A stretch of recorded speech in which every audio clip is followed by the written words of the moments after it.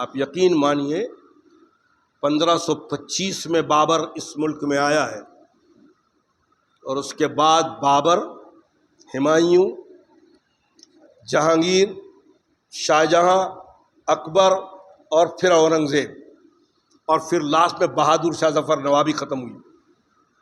کسی ایک بادشاہ نے بھی حج بیت اللہ نہیں کیا۔ اورنگزیب کو تو حج اس لیے نصیب نہیں ہوا کہ اورنگزیب کے پاس حج کا پیسہ ہی نہیں تھا۔ تاریخ میں لکھا ہے، حجت البالغہ میں شاہ ولی اللہ محدث نے لکھا ہے کہ اس زمانے میں 300 روپے کا حج ہوتا تھا۔ شاہ جہاں نے تاج محل بنایا کروڑوں کا، اگر وہ اس وقت مسلمان سارے مسلمانوں کو اپنے ساتھ لے کر حج کراتا تو سارے مسلمانوں کو حج کرا سکتا تھا، لیکن خود کو حج کی توفیق نہیں ہوئی۔ تاج محل بنایا، لال قلعے کے اندر بڑے بڑے مقبرے بنائے، ممتاز محل بنایا۔ آج وہ بنانے کا انداز دیکھ رہے ہیں کہ ابھی 3 دن سے چل رہا ہے، تاج محل پر بھی لوگ کورٹ میں کیس ڈال رہے ہیں کہ اس کو تاج محل بنا جائے، اس کے پیچھے بھی مندر ہے۔ اور کل کی رپورٹ ہے 11 مسجدوں کو نوٹس دی گئی ہے، دارالعلوم دیوبند میں شہر کے اندر مسجد کو نوٹس دی گئی۔ اللہ ہم سب پہ رحم فرمائے، اللہ ہم سب پہ رحم فرمائے۔ یہ حال ہے ہمارا۔ ظاہر بات ہے کہ یہ وہ چیزیں ہیں کہ ہمیں غور کرنا ہے، اور ان تمام چیزوں سے ہم کامیاب اسی صورت میں ہوں گے سعد بن وقاص جیسا اللہ ہمیں عمل کی توفیق نصیب فرمائے، ویسا یقین اور ایمان نصیب فرمائے۔ مدائن میں رہتے ہوئے ایک موسم ایسا آیا کہ مدائن کی آب و ہوا خراب ہوئی۔ خط لکھا صاحب بن وقاص نے کہ امیر المومنین مدائن کی آب و ہوا اس وقت مسلمانوں کو سیر نہیں ہو رہی، فرمایا تم عرب کے کنارے کوئی شہر دیکھو، اس نئے شہر کو آباد کرو۔ یہ 17 ہجری کو سب سے پہلا اس شہر کو آباد کرنے والے جو آج تاریخ میں کوفہ کے نام سے مشہور ہے، حضرت سعد بن وقاص نے آباد کرایا۔ فاروق اعظم کے حکم سے سعد بن وقاص نے کوفہ شہر آباد کروایا۔ مدائن سے تھوڑی دور پر کوفہ شہر کو آباد کیا۔ اس شہر کو آباد کروایا سعد بن وقاص نے فاروق اعظم کی خلافت، اور پھر اسی مدائن کی طرح اس کو سجایا۔ لیکن کوفیوں کا معاملہ وہیں سے معاملہ آیا کہ سب سے پہلا کوفیوں نے امیر المومنین سعد بن وقاص کی شکایت لکھ کے بھیجی فاروق اعظم کے دربار کہ سعد بن وقاص نماز صحیح نہیں پڑھاتے۔ دیکھا آپ نے، یہ کوفہ کے مسلمان جب کسی بات پر پھرتا ہے تو نماز سب سے اہم فرض ہے، اس کی شکایت کہ فاروق اعظم کو دنیا کے معاملے میں کوئی دب دیں گے تو فاروق اعظم کو غصہ نہیں آئے گا، نماز صحیح نہیں پڑھاتے ہیں، تو اس بات پہ پھر سعد بن وقاص کو معزول کریں گے۔ فاروق اعظم نے خط پڑھا تو حضرت محمد بن مسلمہ رضی اللہ تعالیٰ عنہ کو بھیجا کہ جا کے سعد بن وقاص کے پیچھے پتہ نہیں لگے کہ تم پہنچے ہو، میرے خبیر میرے آدمی ہو، اور کئی نمازیں ان کے سعد بن وقاص کے پیچھے پڑھو کہ وہ نماز صحیح پڑھاتے ہیں کہ غلط پڑھاتے ہیں۔ بہرحال کوفہ پہنچے حضرت محمد بن مسلمہ رضی اللہ تعالیٰ عنہ، کم سے کم 5 دن تک آپ نے نماز پڑھی، فجر بھی پڑھی، ظہر بھی پڑھی، سب پڑھی، اور کسی کو کچھ بتایا نہیں، اور پھر واپس اسی انداز سے مدینہ پہنچ گئے۔ فاروق اعظم کے پاس فرمایا کہ بالکل سعد بن وقاص نبی پاک صلی اللہ علیہ وسلم کے طریقے پر نماز پڑھاتے ہیں، 2 رکعت لمبی ہوتی ہے، 2 رکعت مختصر ہوتی ہے۔ پہلی 2 رکعت لمبی پڑھتے ہیں جس پہ تلاوت کرتے ہیں، اور دوسری 2 رکعت مختصر ہوتی ہے، اور بالکل اللہ کے نبی کے طریقے پر پڑھاتے۔ لیکن فاروق اعظم نے کوئی وجہ سے مدینہ بلا لیا کہ اب مسلمان شکایت کر رہے ہیں تو پھر اور فاروق سعد بن وقاص کے پیچھے لگیں گے، تو مدینہ بلا لیا اور دوسرا گورنر بنا کے کوفہ بھیج دیا، سعد بن وقاص کو بلا لیا۔ یہ 21 ہجری کی بات ہے، 21 ہجری میں سعد بن وقاص کو مدینہ بلایا، 23 ہجری میں شہادت ہے فاروق اعظم رضی اللہ تعالیٰ عنہ۔ آپ وہیں تھے، فاروق اعظم رضی اللہ تعالیٰ عنہ کو ابو لولو نے شہید کیا 23 ہجری میں۔ جب آپ دیکھ لیے کہ آپ کو یہاں خنجر جو مارا تھا، لوگوں نے پانی پلایا، پنیر پلایا، وہ سب پیٹ سے نکل گیا، اب صحابہ سمجھ گئے کہ فاروق اعظم بچ نہیں سکتے۔ فاروق اعظم گھر میں گئے، اور 3 دن 28 ذی الحج یا 29 ذی الحج کو آپ پر حملہ ہوا تھا، اور 1 محرم کو آپ کا وصال ہوا ہے۔ محرم کی 1 تاریخ کو شہادت ہے فاروق اعظم رضی اللہ تعالیٰ عنہ۔ فاروق اعظم نے شہادت سے پہلے فرمایا کہ 6 لوگوں کا نام لے رہا ہوں، اس میں تو تم جس کو چاہو خلیفہ بنا لو، جس میں پہلا نمبر ہے حضرت علی، حضرت عثمان، حضرت زبیر ابن عوام، حضرت طلحہ بن عبید اللہ، حضرت سعد ابن وقاص، حضرت عبد الرحمن بن عوف۔ یہ میں نے بتایا کہ ان میں سے تینوں نے نام لے لیا۔ سعد ابن وقاص کو خلیفہ میں نام لکھا، یہ مقام تھا سعد ابن وقاص کا۔ بہرحال 6 لوگوں کی میٹنگ ہوئی، پھر اس میں حضرت عثمان خلیفہ بنے۔ حضرت عثمان خلیفہ بنتے ہی پھر گورنر بنا کے بھیجا سعد ابن وقاص کو کوفہ۔ 23 ہجری سے 26 ہجری تک 3 سال پھر آپ کوفہ کے گورنر رہے۔ لیکن عبداللہ ابن مسعود رضی اللہ تعالیٰ عنہ کو کوفہ کا خزانے کا ذمہ داری دے کے فاروق اعظم نے بھیجا تھا۔ اس وقت جس وقت سعد ابن وقاص وہاں تھے، یہ غزوہ بدر کے صلح حدیبیہ کے یہ صحابہ وہاں موجود تھے۔ حضرت عبداللہ ابن مسعود رضی اللہ تعالیٰ عنہ، حضرت حذیفہ بن یمان رضی اللہ تعالیٰ عنہ، حضرت عمار بن یاسر رضی اللہ تعالیٰ عنہ، یہ تمام صحابہ کوفہ میں موجود تھے۔ ایک تابعین ہے خصیمہ ابن سرح رضی اللہ رحمۃ اللہ علیہ، یہ کوفہ میں رہتے تھے۔ ان کو پتہ لگا کہ حضور اکرم صلی اللہ علیہ وسلم کے ایک صحابی ابو ہریرہ رضی اللہ تعالیٰ عنہ جو حدیث لکھتے ہیں وہ مدینے میں موجود ہیں۔ یہ ابو ہریرہ کی خدمت میں اس لیے حاضر ہوئے کہ کوئی اللہ کے نیک بندے کی صحبت میں اختیار کرو۔ مدینہ پہنچے اور مدینے میں ابو ہریرہ سے ملاقات کی اور فرمایا کہ میں نے اللہ سے دعا مانگی تھی کہ اللہ کسی نیک بندے کی صحبت نصیب فرما۔ اللہ نے مدینہ بھیج دیا اور آپ کی صحبت میں بیٹھا ہوں۔ اصحاب صفہ کے چبوترے کے پاس ہی آپ بیٹھے رہتے تھے۔ ابو ہریرہ نے پوچھا کہ تم آئے کہاں سے ہو؟ فرمایا میں تو کوفہ سے آیا ہوں۔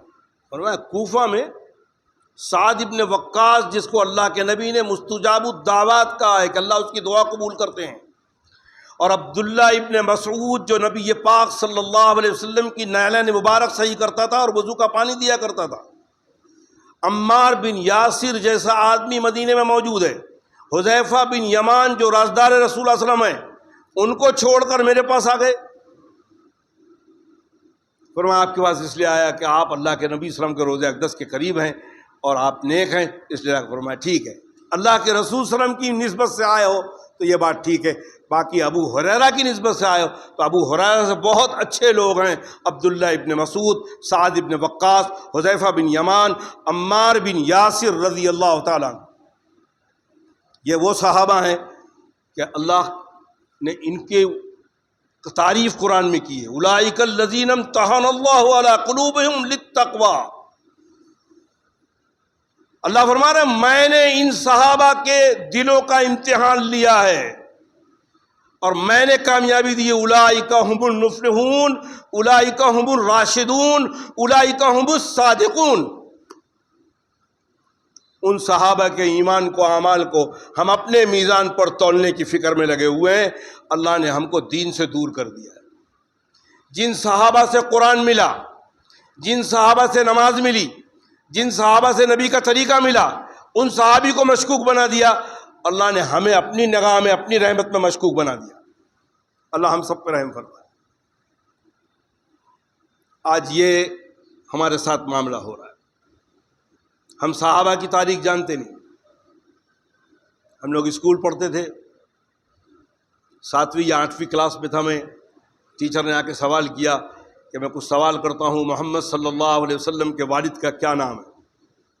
میں نے ہاتھ اٹھایا لیکن فرمایا نہیں، تم نہیں بتانا، تم دوسرے لوگ بتاؤ۔ ایک نے بھی نام نہیں بتایا، حضور اکرم صلی اللہ علیہ وسلم کے والد کا نام۔ پھر ان صحابہ نے پوچھا کہ اس وقت فلم انڈسٹری کا سب سے بڑا مشہور ہیرو کون ہے؟ سارے لوگوں نے کھڑے کے بعد دلیپ کمار صاحب ہے۔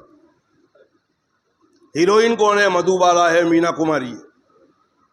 اور حضور اکرم صلی اللہ علیہ وسلم کے والد بزرگوار کا آج بھی کتنے نوجوان اس میں مجمع میں نوجوان بیٹھے ہوئے ہیں، ان سے سوال کیا جائے کہ حضور اکرم صلی اللہ علیہ وسلم کے والد کا نام کیا ہے، حضور اکرم صلی اللہ علیہ وسلم کے دادا کا نام کیا ہے، ہمیں پتہ ہی نہیں۔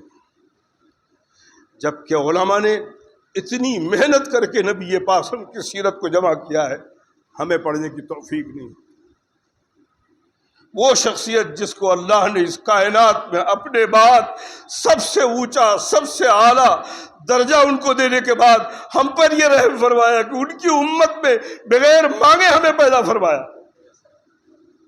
اللہ کی قسم ہم تو اللہ کے اس ایک احسان کو نہیں بول سکتے. اللہ چاہتے تو ہمیں موسیٰ علیہ السلام کی امت میں پیدا کرتے, ہمیں عیسیٰ کی امت میں پیدا کرتے, ہمیں ابراہیم کی امت میں پیدا کرتے.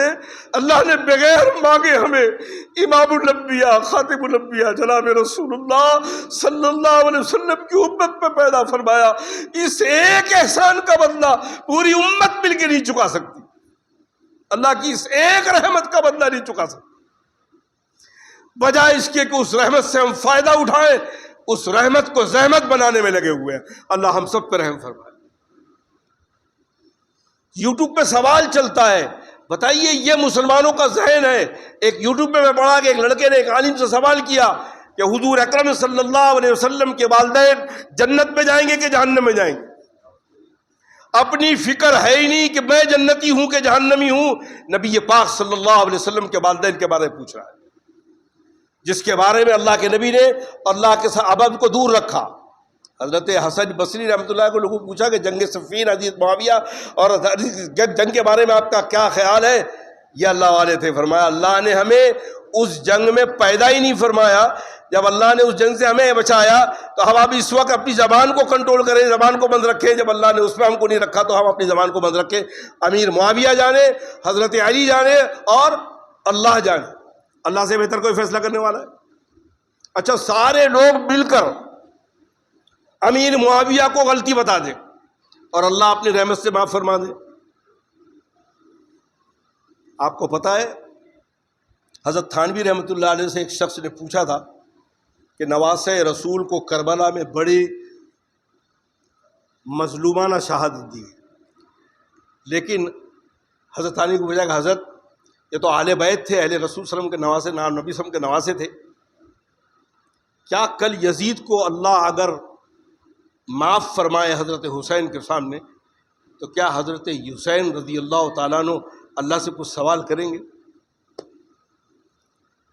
یہ سوالیں ہوتی ہے. اس سے اللہ والے جب جواب دیتے ہیں کہ حضرت حسین نے جب اس دنیا کے اندر اپنی گردن کو کربلا شہادت کربلا کے واقعے میں اللہ کی مرضی پہ شامل ہوئے, وہاں اللہ مغفرت فرمائیں گے, تو حضرت حسین کیا سوال کریں گے؟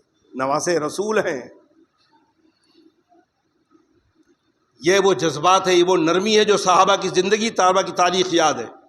آج حضرت حسین رضی اللہ تعالیٰ عنہ کو ہم درود پاک پڑھتے ہیں. اسی لیے علماء نے فرمایا کہ کثرت سے یہ جو نماز میں اہل پڑھتے ہیں, یہ پڑھے اس میں اہل کے آل محمد بھی آتا ہے. پھر اہل باطن نے لکھا کہ آل محمد میں اہل بیت شامل ہیں اور روحانی اولاد بھی محمد رسول کے شامل ہے, ساری امت بھی شامل ہو جائے گی انشاءاللہ.